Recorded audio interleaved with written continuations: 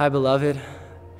This morning, I want to just say that in the very beginning, when Creator God had made all things, there was only one thing that he chose to make in his image.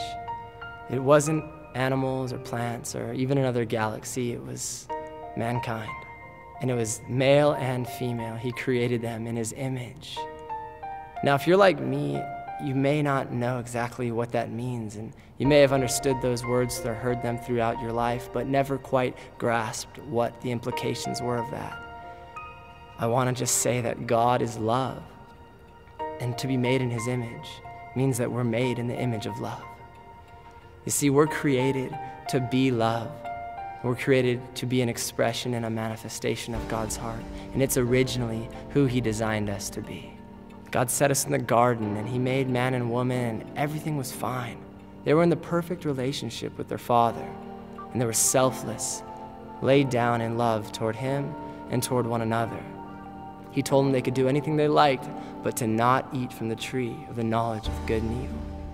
One day that serpent came in the garden, and he twisted God's words. He told them, "Did God really say that you'll die the day you eat that?" And he deceived Eve, and she took the fruit. And she ate it, and she gave it to her husband Adam. In that moment, they didn't keel over dead. And you wonder, why is that? God said the day you eat the tree, you'll surely die. They did die. They died inside that day. They died to the image that they were bearing. And they took on the nature and the image of God's enemy. They became totally self-consumed and self-centered. It's all we knew and it's all we were taught, but it's never what we were created to be. You see, God made us to be love, and when God came in and said, "Adam, Eve, did you eat from the tree that I commanded you not to eat?" Adam says, "Well, Lord, it was the woman that you gave to me." And when Eve is asked the similar question, her response is, "It was the serpent, he deceived me." Immediately, you see the self-justification, self-centered, self-consumed, and totally self-focused. And you and me were born into that lie, and we were born under that deception. And we were tutored in a world that said that that was totally normal, when all along God said, "You're made in my image." And so when everything was lost and all the deception had confused us and we were completely without a clue as to who we were created to be, God stepped in the picture. God sent forth his Son into the earth. He sent one Son for many sons. He put one Christ into the earth to raise up many Christ-like ones. And you know what? That is just who we are. We're his sons. We're called to be Christ-like ones. And so the cross didn't expose our sinfulness. It absolutely removed it. The cross of Jesus Christ came to take the lie off of our lives so that the truth could get back on us. The lie was that we were made for ourselves. The truth is that we're made for his image. So Jesus took the lie and said, "It's no more. You're never made for you. The truth is you're a son made for my image, to be love."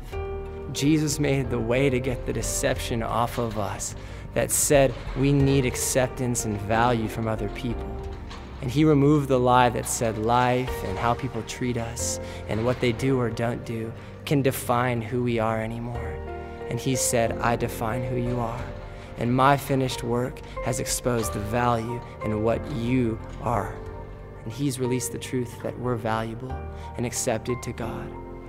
So much so that he says his son dying is worth us living. And so this morning, as we take communion, we take the bread and we take the cup and we remember his body that's broken and his blood that's shed. Let's not just sit here and focus on how awful we have been. Let's remember that God said, "That's never who you were created to be. And I've never lost sight of you even for a moment. And I've made the way for you to be who I originally created you to be once again." And so let's thank Jesus and reflect on the truth of our identity. We're made in his image to become love, that his glory would shine through our lives, and it might cover the earth like the waters cover the sea.